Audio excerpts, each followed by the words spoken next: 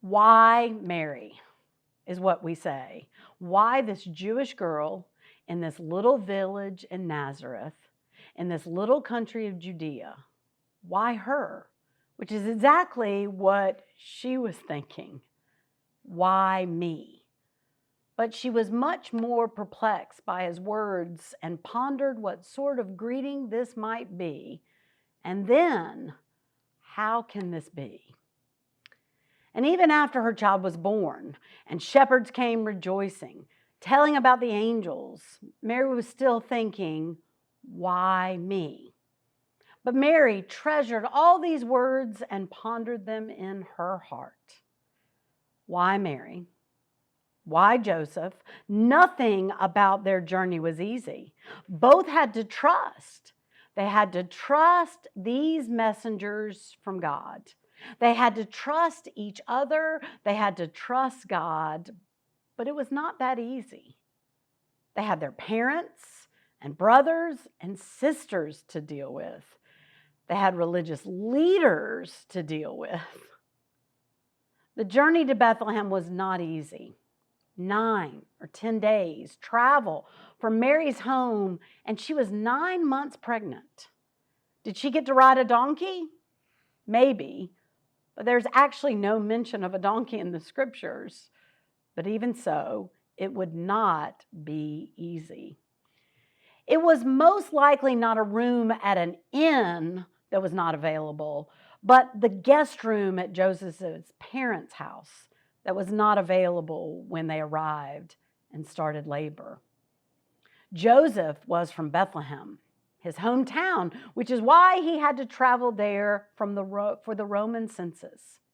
And so it was possible the family stables that were fixed up for the birth. To quote Adam Hamilton, between contractions, Mary must have been forcing back the tears. This was not how it was supposed to be, giving birth in her in-laws' barn. We sing, all is calm, all is bright, round yon virgin, mother and child, holy infant, so tender and mild. But it was not like that. It was disappointing and depressing and hard. Life can be like that. And the long-awaited Messiah's birth came in the midst of the messiness and disappointment and pain. He was born not at home, not even in a guest room, but in a stable among the animals with a feeding trough for his first bed. But even in the midst of these hardships, God was working to redeem the world. God forces every circumstance to serve his purpose. I do not think God brings hardship, but that God uses all circumstances, draws in all into his redeeming plan. This was not the journey that Mary and Joseph wanted to take. This was not the way either of them wanted this to be, but it is what God used to bring his redeeming work into motion. God redeems. God redeems that difficult and perhaps dangerous journey of a pregnant woman and an anxious father. They were powerless to refuse the edicts of a violent government that needed a census so it could raise taxes for its militarily controlled empire. But God redeemed this journey for his purpose.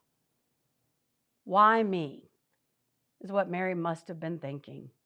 And it is often what we think as well. Why me? Why did my dad have to die so young? Why me? Why did I have to lose that job? Why me? And you can fill in the blank. We will all have to take journeys we do not want to take. Layoffs, closing factory. Why me? Battling cancer as millions have or are. Why me? the loss of a child. Why me?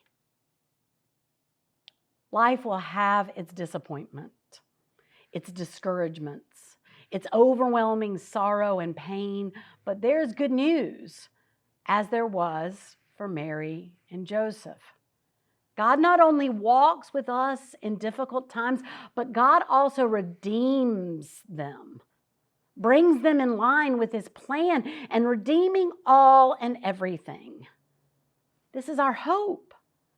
And our hope is rooted in this baby born into a difficult situation with parents that wondered why and couldn't even find a good room for the child to be born.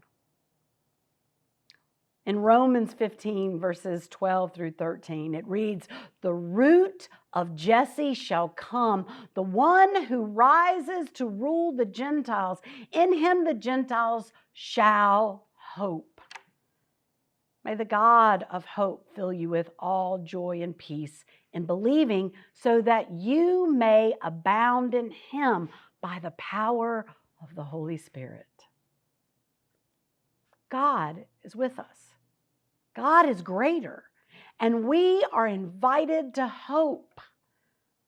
I invite each of you in this season of Advent to be open and receptive to the good news of salvation that Jesus brings and will keep bringing in ever greater measure. It's a simple invitation, yet not an easy one. God is with us. God is greater, and we are invited to hope.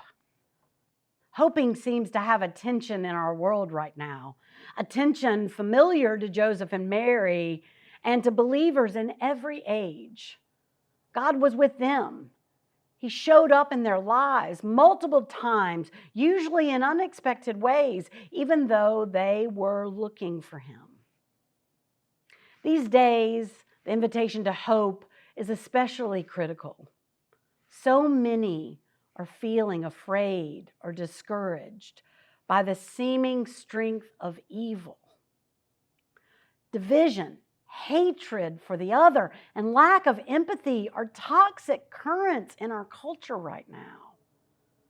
Our social media culture is tirelessly stealing away our rest and sweeping us along, enticing us to keep moving and keep distracting ourselves. Now more than ever, there is the invitation to allow God to be with us. We can remember the ways he was already shown up. Be open to the surprising ways that he is showing up even now, and expect him to increase and expand his blessings upon us in the days ahead. To truly hear the invitation of Paul in this season and throughout our lives, may the God of hope fill you with all joy and peace in believing, so that you may abound in hope by the power of the Holy Spirit. One thing we've learned from the early church and the early Methodist movement is the importance of community. God never intended us to walk this journey of faith alone. At the Vine, we have launched what we're calling branches, which are small groups that can help you find community where you are. Visit our website if you're interested in joining a branch.